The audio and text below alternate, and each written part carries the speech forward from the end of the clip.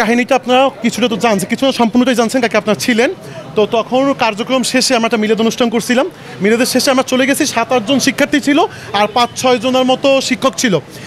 তো তারা বলতেছে যখন যাইতেছিল আমির স্যার যখন যাইতেছিল তখন নাকি সে বলছে যে ধৈর্য ধরো, কেন চাকরি করো আমি দেখবো না। এই পর্যন্ত আমি জানছি। এর জন্য আমরা বিক্ষোভে নামছি। দাবি ছিল তার বহিষ্কার দাবি ছিল। এখন তোমরা রাস্তা থেকে কেন সরে গেলাম? তারা আমাকে আমরা একটা সকালবেলা ডিসি অফিসে জিডি করছিলাম আর কি।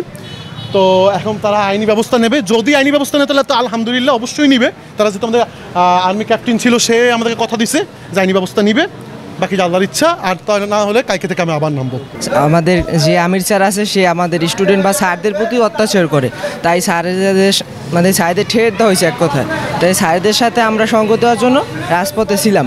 আমাদের এই দাবি আমির স্যার বহিষ্কার করতে হবে ক্যাম্পাস থেকে, নাহলে কোনো স্টুডেন্ট ক্যাম্পাসে ফিরবে না, স্যাররা ধর্মঘট যাবে। কোনো ক্যাম্পাসে কোনো স্টুডেন্ট আসবে না যদি এই পরিচালক থাকে। তারা স্টুডেন্টের উপরে বহু অত্যাচার করে, আপনার সেমিস্টার ফি বলেন সব দিক দিয়ে। তাদের কাছে আসলে তারা কোনো মূল্যই করে না যে স্টুডেন্ট নাকি, একজন আর একজনের দেখাই দেয়, এইরকমের হয়। হ্যাঁ, অনেকবার আসছি, কালকেও আমরা আসছি। তারা আমাদের গ্রাহ্যই দেয় না যে আমরা এই প্রতিষ্ঠানের স্টুডেন্ট, আমাদের কোনো মূল্যই নেই তাদের কাছে। আমরা তাদের বহিষ্কার দাবি করছি। আমাদের ক্যাম্পাস ডিসি পরিচালনা করুক বা যে পরিচালনা করুক, সুন্দরভাবে ক্যাম্পাস পরিচালনা হোক। আমরা ভাত খাই কেন? আমাদের শরীর ভালো রাখার জন্য। আমরা খাবার খাই আমাদের শরীর ভালো রাখার জন্য। এখন আমির স্যারের পদত্যাগটা চাওয়ার কারণ হচ্ছে আমরা আমাদের ক্যাম্পাস ভালো রাখবো, আমরা আমাদের ক্যাম্পাস শান্তিপূর্ণভাবে ফিরিয়ে আনবো। এখন কথা হচ্ছে যে আমরা আমির স্যারের জায়গায় অন্য স্যারেরও তো পদত্যাগ চাইতে পারতাম। আমরা ইমরান স্যারের পদত্যাগও তো চাইতাম। ইমরান স্যারের পদত্যাগ না চাওয়ার কারণ তিনি আমাদের ক্যাম্পাসে এখন জড়িত নাই। তার হাতে যে ক্ষমতা ছিল সে তা ডিসির কাছে হস্তান্তর করছে। সে এখন একজন সাধারণ উদ্যোক্তা হিসেবেই কাজ করে। এই আমির স্যার বিভিন্নভাবে শিক্ষকদের হয়রানি করে। শিক্ষকদের হয়রানি করলে শিক্ষকরা কর্ম থেকে বিরত নিতে চায়। এখন আমাদের এই সেমিস্টারটা 6 মাসের। এই সেমিস্টারে যারা 4/5 আছে তারা বুঝে যে 4/5 পার করা কত কঠিন।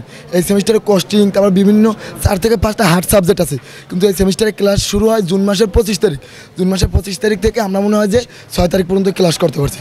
তারপরে বৈষম্য বিরোধী ছাত্র আন্দোলন শুরু। আমরা সবাই বৈষম্য বিরোধী ছাত্র আন্দোলনে বৈষম্য দূর করার জন্য কাজ করছি।